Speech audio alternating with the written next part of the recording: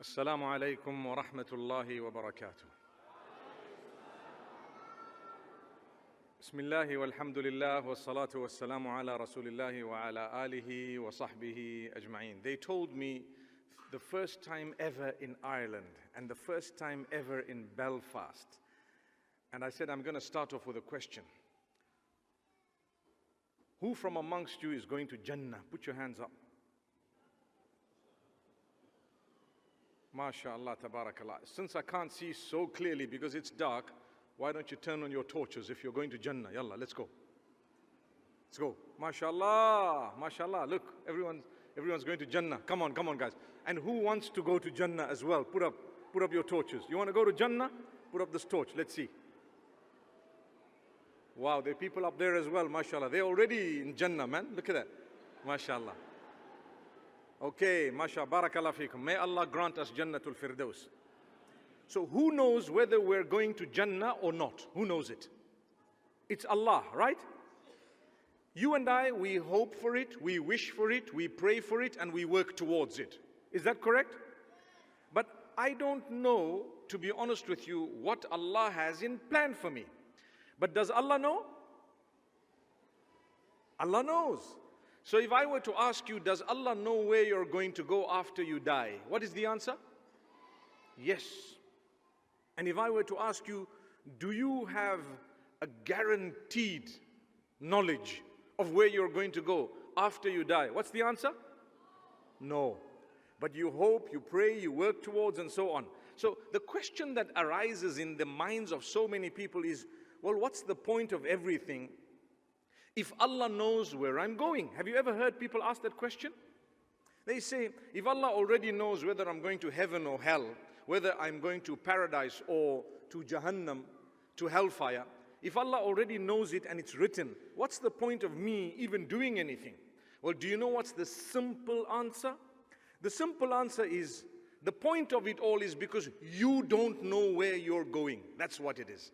Had you known, then there was no point.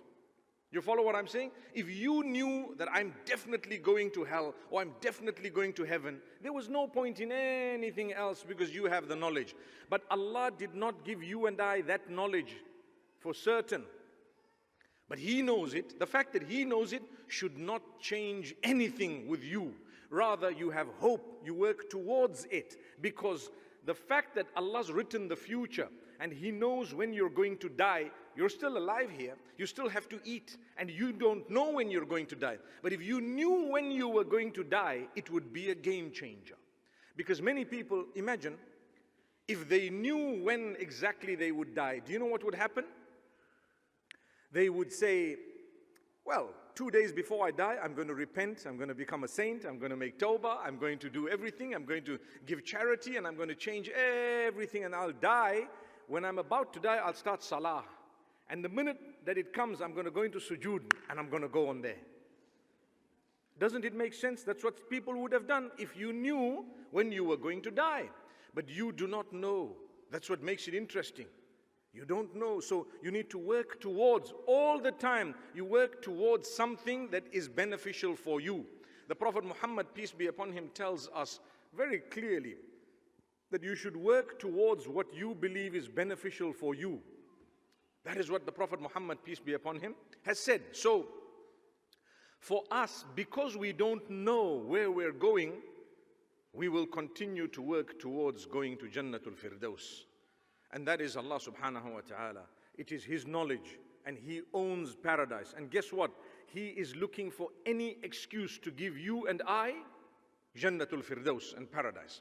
He's looking for an excuse. How do I know He's looking for an excuse? Because a few reasons. Number one is, there are so many narrations that state that there were people who did tiny deeds, and as a result of those little deeds, they got paradise.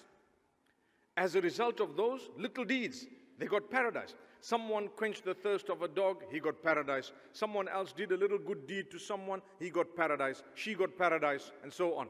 So that was one deed. That's the hope in the mercy of Allah. Sometimes Allah may love one deed that was bringing about a lot of patience and sabr within you, that He will grant you Jannatul Firdaus. But there is another beautiful gift of Allah that I always speak about. Before I say it, I just want to ask those responsible for the lights to at least let me see a little bit of the crowd. I can't see anyone, to be honest. I want to see these beautiful faces of Ireland, inshallah, and Belfast. Bell and fast, the two come together, right? MashaAllah. I wonder which bells those are. So if we can give me a little bit of lighting to see the brothers there and the sisters, inshallah. I think the sisters are seated at the top, if I'm not mistaken. There we go, there we go. Now I see I'm talking to people, I feel a little bit better, MashaAllah. Otherwise I thought I was talking to the angels, you know. Said some of them are already in Jannah, inshallah. So I tell you a gift of Allah. One of the gifts of Allah is something known as the scale of the day of Qiyamah. It's called a scale. وَنَضَعُ الْمَوَازِينَ الْقِسْطَ لِيَوْمِ الْقِيَامَةِ فَلَا تُظْلَمُ نَفْسٌ شَيْئًا وَإِن كَانَ مِثْقَالَ حَبَّةٍ مِّنْ خَرْدَلٍ أَتَيْنَا بِهَا وَكَفَى بِنَا حَاسِبِينَ. One of the favors of Allah, He says, we will place the scales of justice. This is talking about the day of judgment. On the day of Qiyamah. And we will not oppress anyone. If there is an atom's weight worth of a deed, it will be brought forth and nobody shall be oppressed or wronged. Now, why is the scale such a beautiful gift? It sounds scary when Allah says, no matter what you've done, it will be brought forth and you will see it. If you see in another verse, Allah subhanahu wa ta'ala says, فَمَنْ يَعْمَلْ مِثْقَالَ ذَرَّةٍ خَيْرًا يَرَهُ وَمَنْ يَعْمَلْ مِثْقَالَ ذَرَّةٍ شَرًّا يَرَهُ. Whoever has done the tiniest deed of goodness will see it. And whoever has done the tiniest deed of evil will see it. That's quite scary, because I've done things in my life and I do things because I'm a human that are not pleasing to Allah subhanahu wa ta'ala at times without even knowing. For example, you're walking and you didn't realize how you didn't lower your gaze the way you were supposed to, or your interaction with someone was such that you hurt them and said something hurtful to them because your emotions were a little bit this way and that way. I'm a human, it may happen. When I talk to you, you might sometimes be hurt. That is sinful. I'm not supposed to hurt anyone. Even the way I speak, I'm supposed to be conscious of how I come across to you, even when I disagree with you. That's Islam. In Islam, we're taught respect. Look at the Prophet Muhammad, peace be upon him. Obviously, he differed with the kuffar of Quraysh right at the beginning, but he always addressed them with a lot of respect. Because the idea was, we're all part of the same human family, but we want to talk to each other, to be able to guide each other, remind each other. Maybe we can discuss something and see the pros and the cons and learn something that is true because of that discussion. But if we were taught to swear each other, belittle each other, become derogatory with each other, you are going to go nowhere. And nobody is going to want to turn towards Islam, because for them, the Muslims are harsh people who swear and make a nuisance and so on. But rather, we are supposed to be of good character. So when I talk to you, I'm supposed to be thinking of the best way of speaking. وَقُلْ لِعِبَادِي يَقُولُ الَّتِي هِيَ أَحْسَنُ. Tell my worshippers that when they should say that which is the best. Ahsan means the best. You want to say something, think about what you're saying, how you're saying it, because you don't want to hurt someone. You might just turn them away from the deen of Allah, and you would be sinful because it was your action that drove them away. Someone is trying to practice. Someone is trying to practice. It happens a lot with reverts, it happens a lot with brothers, sisters perhaps more, where they're trying to practice, but because when we look at them, it may appear to us that this person is not a practicing Muslim. Some people have a habit of saying nasty things. Saying nasty things to discourage them rather than getting to know them and see how much they've improved over time, where they were and where they are. And another thing is, even if they did not improve, they belong to Allah, not to you.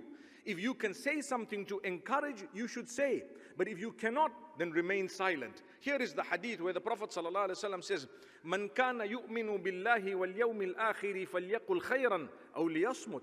Whoever truly believes in Allah and the day of the scale, the day of Qiyamah, the last day, you believe that the good and bad is going to be brought forth, and you really believe in the day of justice and judgment, then you should only say that which is beneficial or remain silent.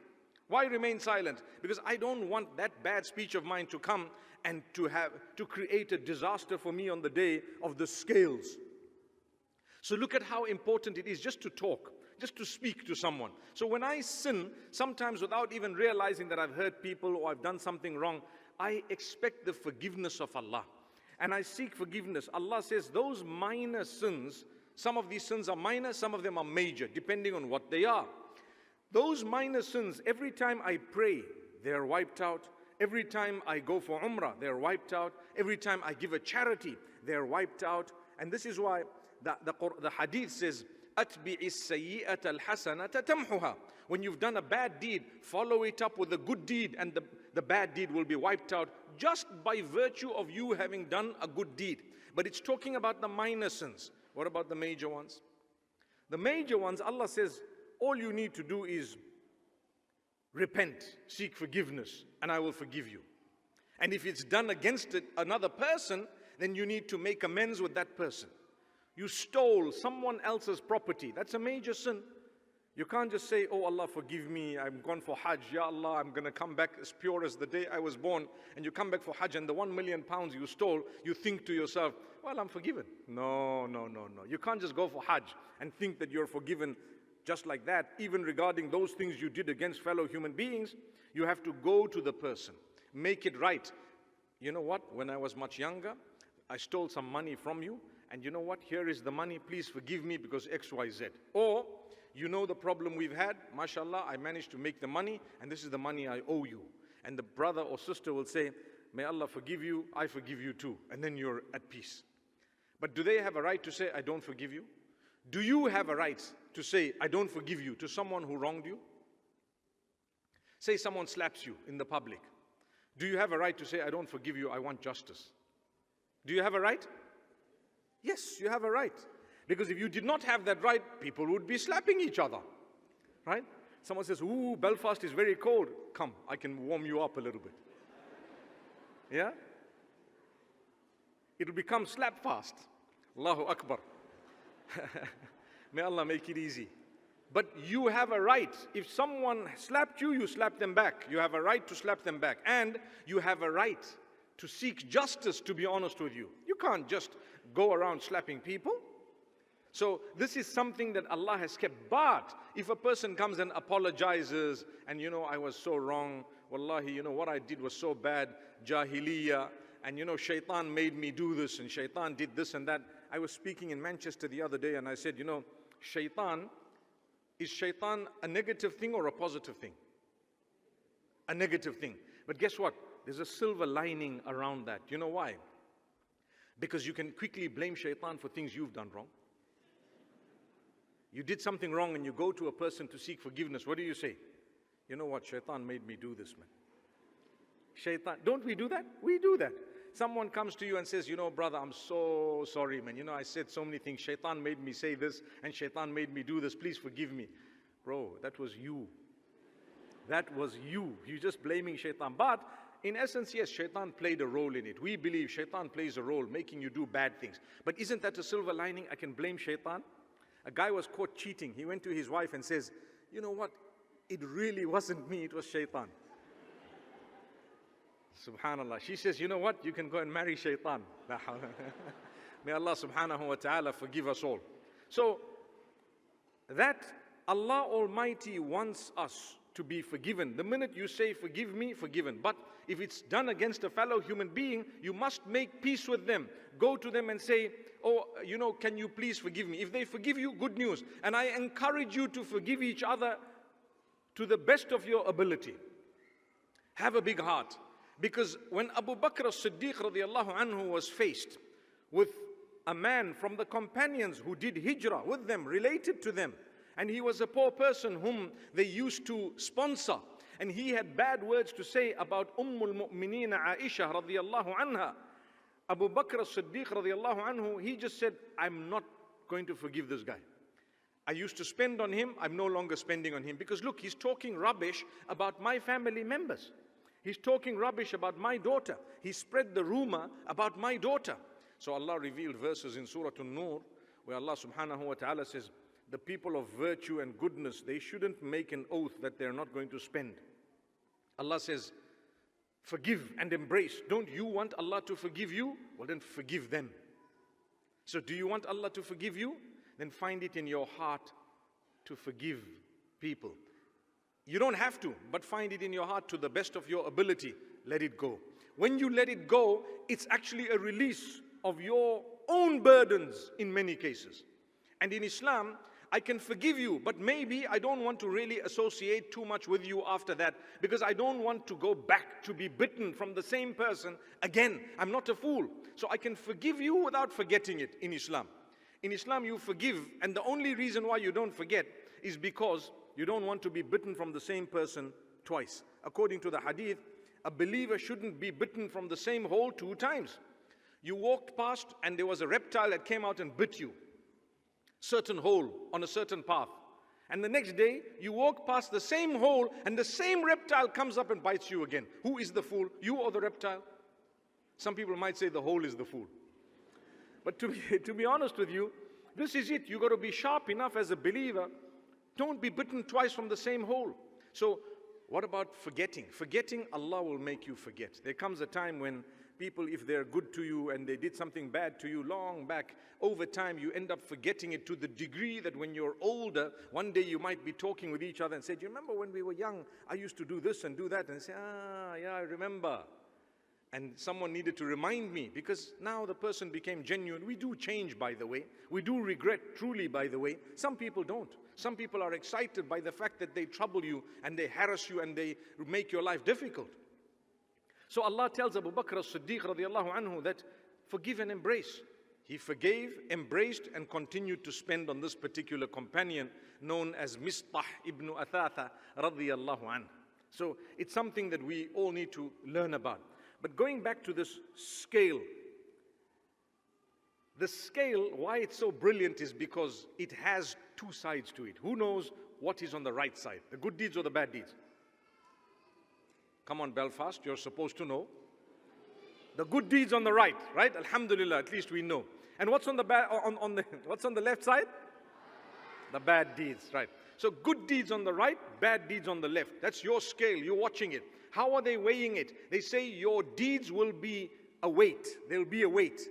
How do you weigh them? I don't know. When I was young, I used to think, I'm talking, I'm doing things. How will it become a plastic bag with a weight in it? Well, I was little, I didn't understand. But now that technology is advanced, if I were to tell you, I'm forwarding you a PDF, it has 3,000 pages. It will probably be a few kilobytes, right? What is a kilobyte? It's a weight. It's a size of a file, right? Then I might tell you, well, there are a few videos in there. Videos, a few gigabytes. What is it? It's a weight. It's a size. And then I might tell you, you know what? There is a whole library in there. There might be a terabyte. What's that? It's a size. So now I understand that when Allah says we will weigh the deeds, and He says some deeds are heavier than others, it could be anything. It's not going to be gigabytes and kilobytes, because that is according to the technology that we have. For Allah, it's going to be something so mind-boggling that when we see it, we will be shocked. Imagine Allah is going to weigh your deeds from the beginning to the end. Here's the deeds. And when you see how they are, how they're going to be weighed, Allah says not a single deed is left behind. So what happens if I sought forgiveness? When you seek forgiveness, if you changed your life after that, it becomes a good deed. And if you did not change your life after that, at least by seeking forgiveness, that bad deed was dropped, wiped out. It's not there anymore. Why? Because it was compensated by the tawbah, the seeking forgiveness. It went in and that thing went out. So Allah Almighty registers that you sought forgiveness. It becomes better for you because the bad deed is no longer there. So I want to clarify this point because many people don't understand it. If you led a bad life, when you seek forgiveness, you're forgiven. But there's one higher than seeking forgiveness. to seek forgiveness and change your life. If you did both of those, then Allah says, we will go back to the bad deeds you did. We take them, we convert them into good deeds and put them on the right side of the scale. Do you know why? Because you quit the sins for Allah and you started doing good deeds rather than bad. Allah says, here you are, it's wiped out, it's now on the other side. So there will be people from amongst us, may Allah make us also from among them, when we go there and we're watching our scale and we see lots of good deeds and you start thinking to yourself, hey, wow, look at all these good deeds. When did I do these? And you and I will be told, this is your repentance and the changing of your life. When you changed your life and you repented to Allah, He converted it all and put it here on this side of the scale. That's the mercy of Allah. I told you He's looking for any excuse, right? Now, the hadith talks about kalimatani, habibatani ila ar-rahmani, thaqilatani fil mizani. Oh, it goes this way. كلمتان خفيفتان على اللسان ثقيلتان في الميزان حبيبتان إلى الرحمن سبحان الله وبحمده سبحان الله العظيم. Two tiny words, phrases. They are very light on the tongue, very heavy on the scale. Notice the term heavy on the scale, very loved by Allah. What are they? Subhanallah wa bihamdihi, Subhanallah al-Azim. So those two phrases, when you say them, Allah says it's heavy on the scale. It goes to show that sometimes there is a tiny deed you could do, but it's going to be very heavy on the scale. And we ask Allah to grant us an understanding. Sometimes there is a bad deed you did. You think it's very tiny, but it's in the eyes of Allah very, very heavy.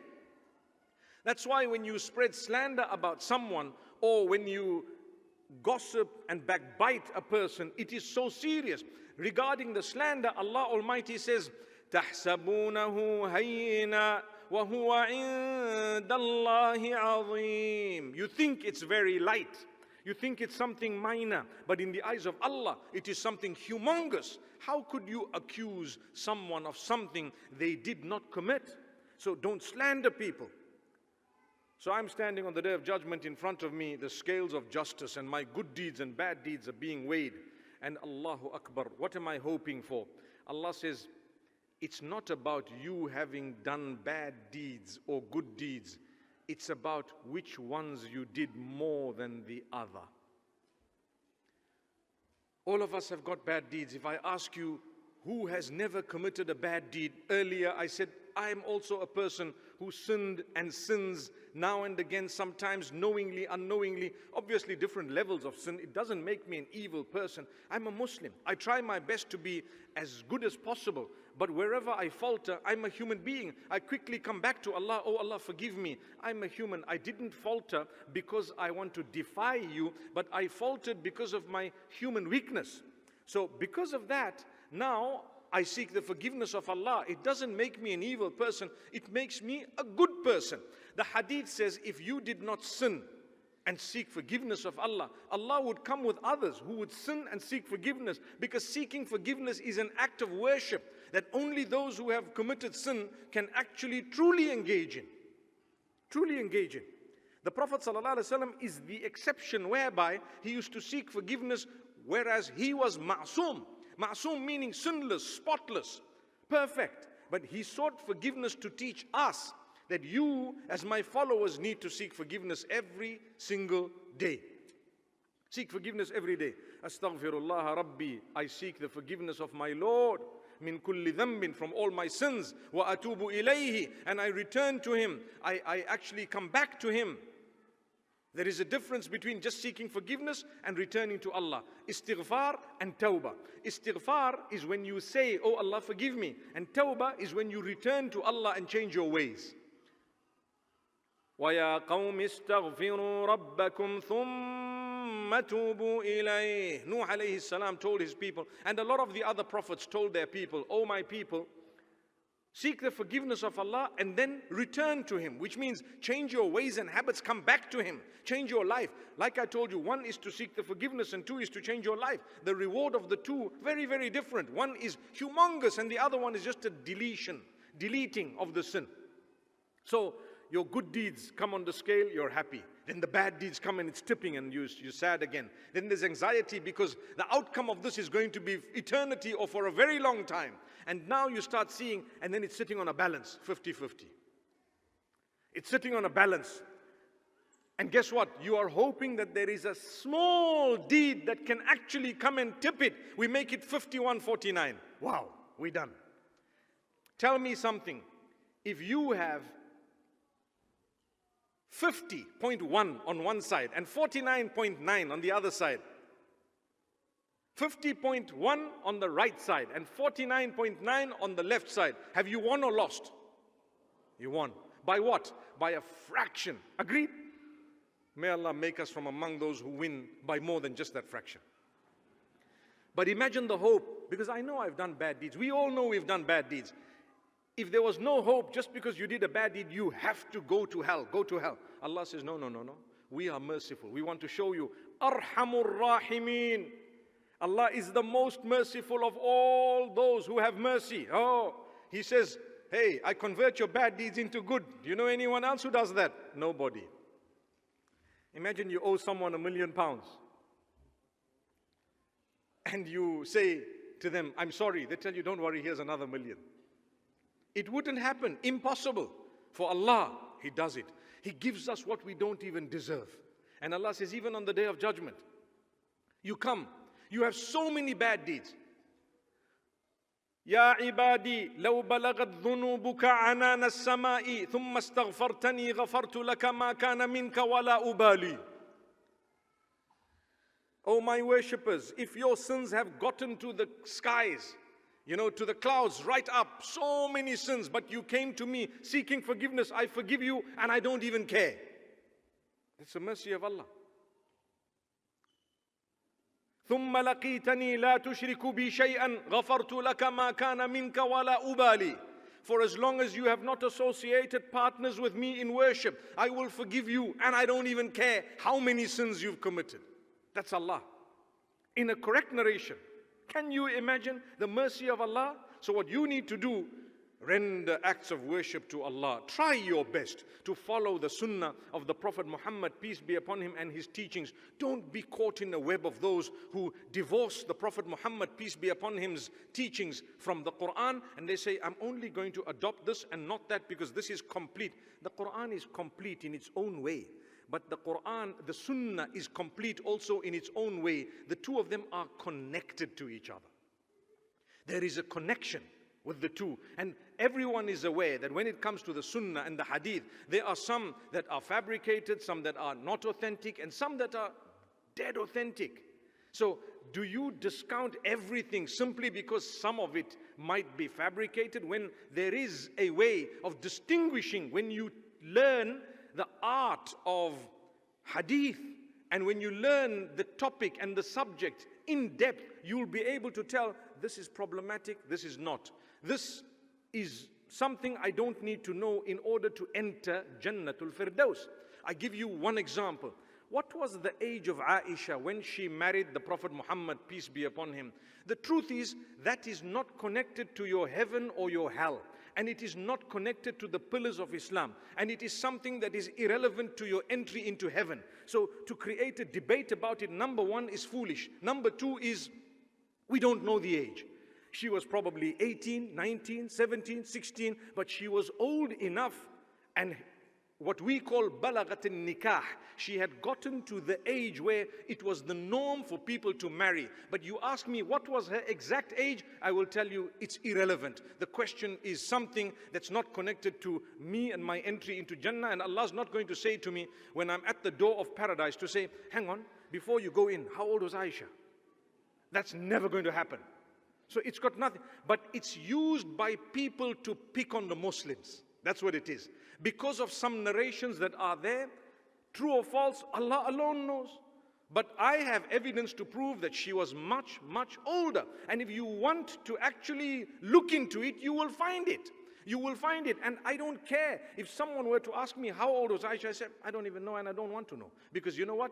There are conflicting reports and they never used to really keep age at the time. You say, when was the Prophet Muhammad, peace be upon him, born? They'll tell you the year of the elephants. How old was this person? They used to have some big thing that might have happened through the history, and they stuck to it. This one was born 1 year before Hijrah, 1 year after Hijrah. It was only later on that they started counting years. In fact, if you know some of your grandfathers or great-grandfathers, they never really knew what their age was when they were born. They just knew this person's very old. They were born before that person. That's what they used to know. This one born before that one. But now, with technology, we've advanced so much. So this is why I say some of these things, you know what, they're not connected to your heaven or your hell. Allah's not going to make it a pivotal point for you to enter paradise. By you have to know how old Aisha was, otherwise you're a goner. No ways. I don't need to ever have come across it in my entire life, and I will still go to paradise by the will of Allah. You see, it's not connected to my prayer, to my dress code, to anything.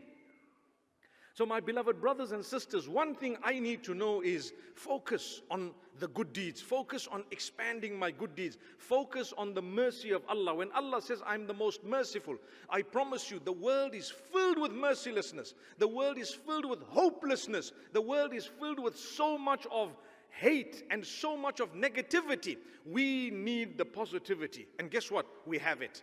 Tonight, I've told you that Allah loves you enough to wipe out all the bad you've done simply because there was more good than bad. You were generally a beautiful person.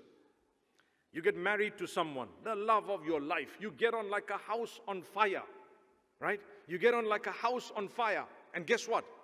MashaAllah, tabarakallah, you still have a few differences. Once or twice, you're going to be a little bit irritated here and there. It doesn't mean they hate you. They love you more than anyone else.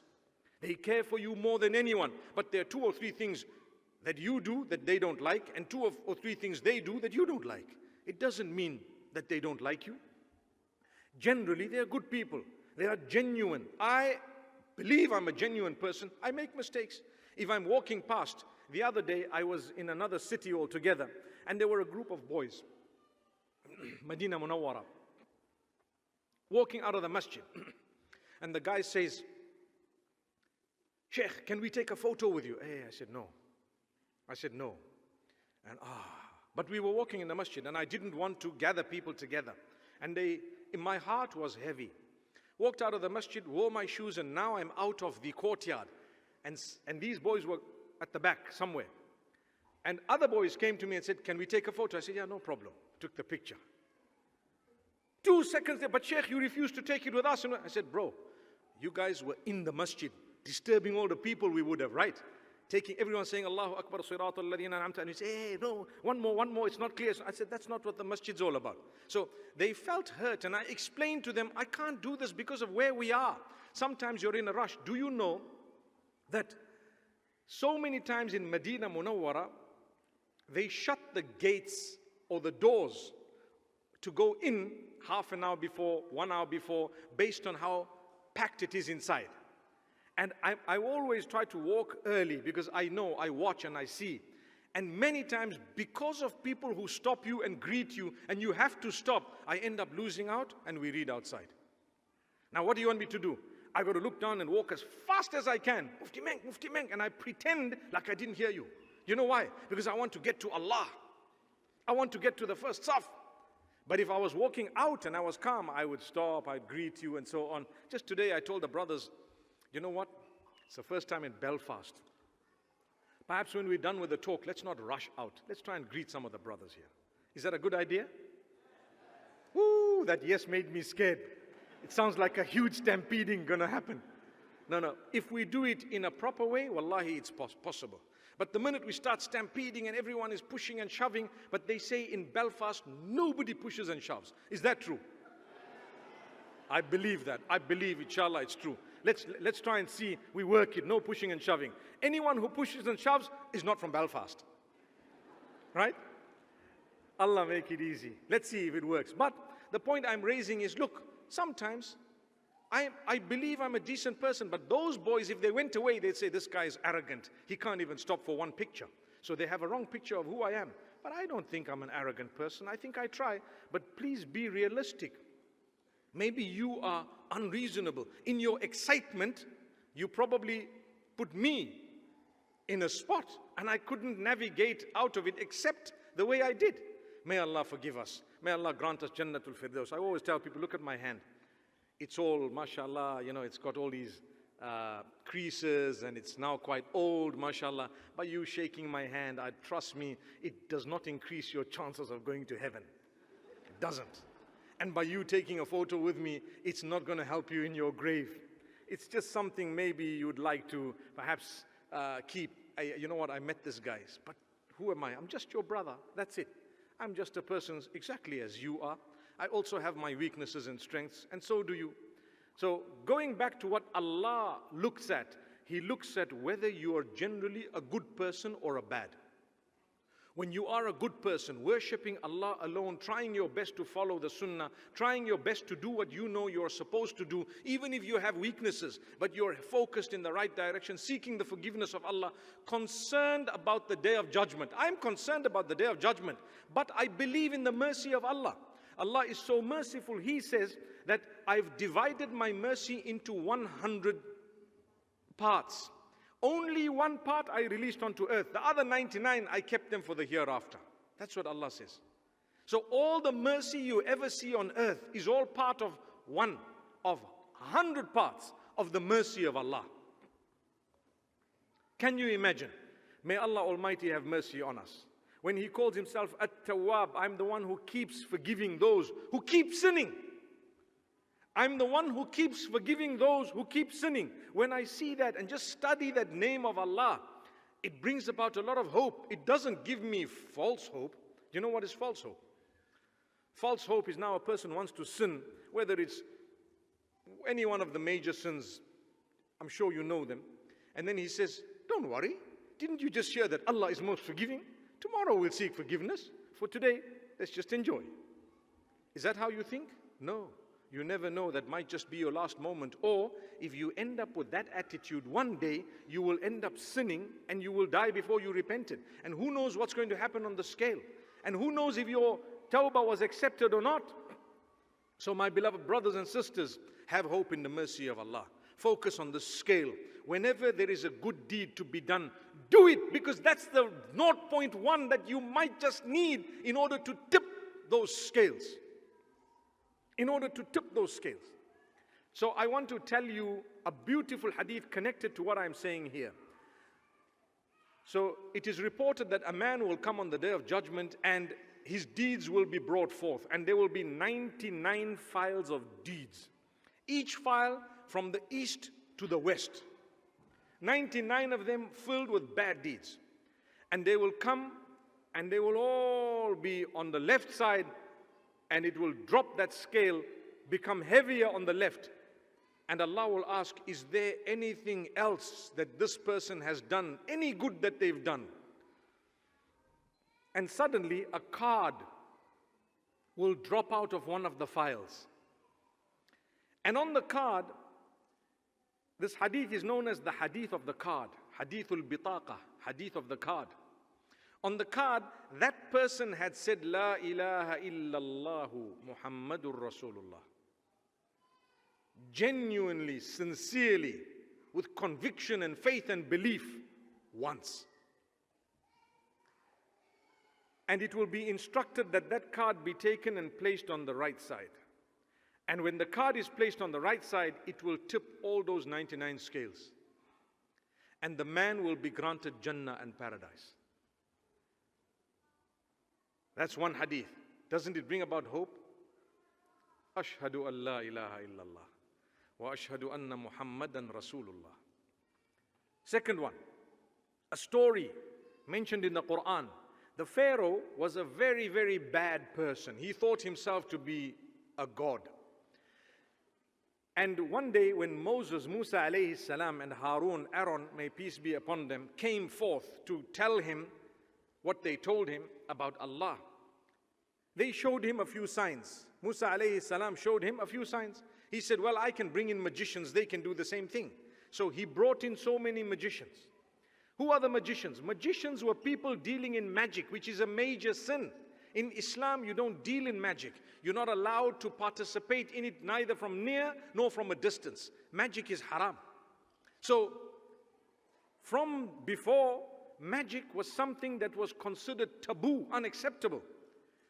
When those magicians came and they threw their sticks and their ropes, and the serpent of Musa alayhi salam from his stick went and swallowed all of that, they immediately knew that this is not magic, it is a sign.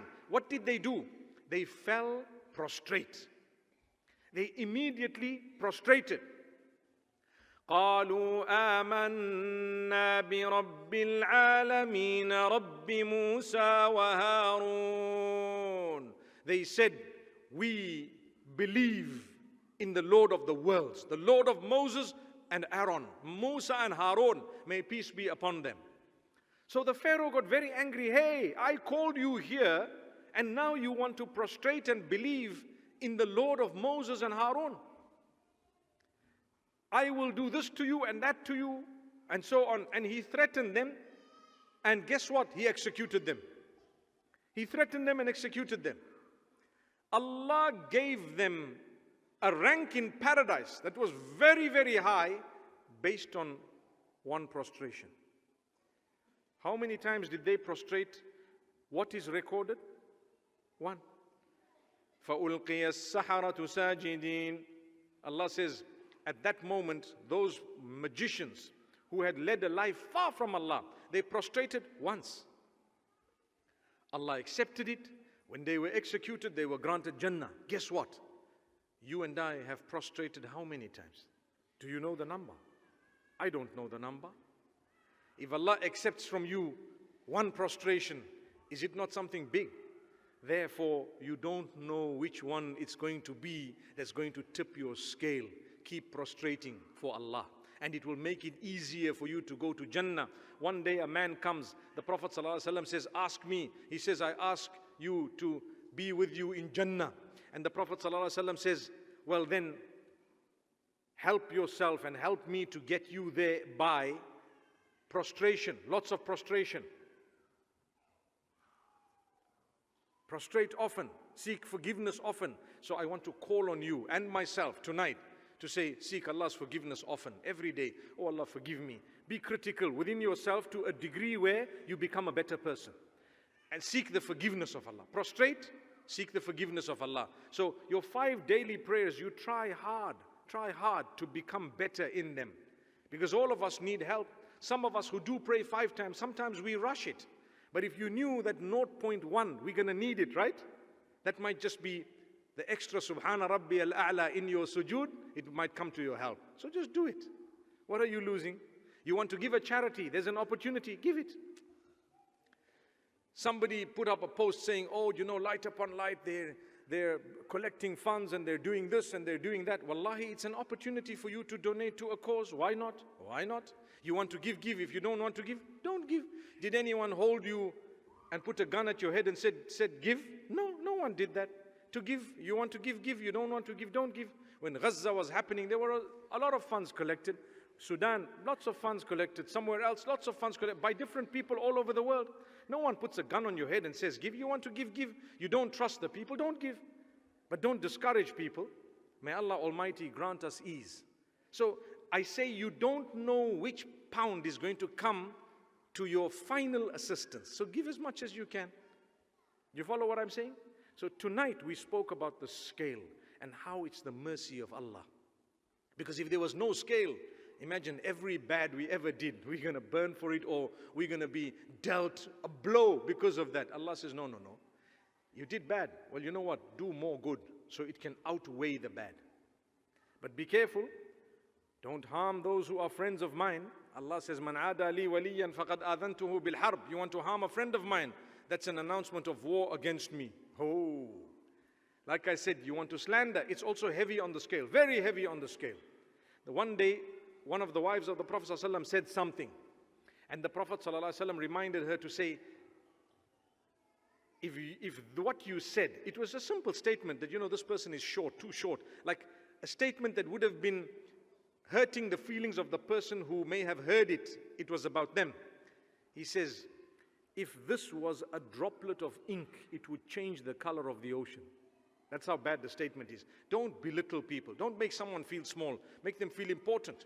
You see a person, hey, mashallah, lovely to see you, my brother, you're looking good. You don't just say, you fat lump, you know. You don't say that. Even if the brother is fat, you can say, mashallah, we have Aussie mammoth and we have the Belfast mammoth. Meaning, you can say something in a nice way to say, hey brother, you know what I did for my weight? I did this and this, I cut out sugar, I started exercising, and look at me, mashallah, you know. I say, inshallah, the next time I see, it depends how close you are to them as well. But don't shame people. Don't say things to them. By the way, Aussie mammoth is not fat, huh? He's my friend, Ahmad Harachi. Didn't he take you into the grave today? Did you guys feel like you were buried today in the kafan? Allah, may Allah grant us mercy. I tell you that grave, inshallah, is going to be a beautiful garden from the gardens of Jannah. We are trying, and we will do good deeds, and we will seek the forgiveness of Allah, and we will help each other. Don't ever become a person where, when you die, rather than inna lillahi wa inna ilayhi raji'un, people will say, alhamdulillah, finally gone. Don't become a person. I've seen people like, it happened to me. They told me this recently. They told me someone died. I said, alhamdulillah, finally gone. And then I quickly said, inna lillahi wa inna ilayhi raji'un. May Allah grant him Jannah. May Allah forgive him. May Allah Almighty elevate his status and that of all of us. Person is passed away, khalas, leave it. It's okay, whatever happened, happened. You know what? We're going to let go. The reason why we're going to let go, we want Allah to let us go too. So I've really enjoyed myself talking to you here in Belfast, reminding you about Allah and the scale of Qiyamah, and reminding you that inshallah there is a lot of hope. You know, when we are going through difficulty, every moment we bear patience is an elevation of status. Sometimes a moment where you bear patience because you lost a job, or because you lost a child, or because you lost something, that patience alone could be the tipping of your scale, and Allah says, straight to Jannah. But I want to end off by telling you there is a rank that you always need to ask Allah to give you. You want to know what it is? Oh Allah, grant me Jannah without reckoning. How's that? Oh Allah, make me from among those who will be granted entry into Jannah with no reckoning. You just come in and through the green route, keep it moving, and you walk straight through and we're gone in. There are people like that. A huge discussion, perhaps on another occasion, or you might want to search about it. But there is no harm to make the dua and believe it. Oh Allah, grant me Jannah bila hisabin wala adhab. Without punishment, without any reckoning, just let me go with your mercy. That's it. Oh Allah, I try and I'm trying to do good. Give me Jannah through your mercy. And by the mercy of Allah, we will enter Jannah, perhaps without reckoning. أقول قولي هذا وصلى الله وسلم وبارك على نبينا محمد والسلام عليكم ورحمة الله وبركاته.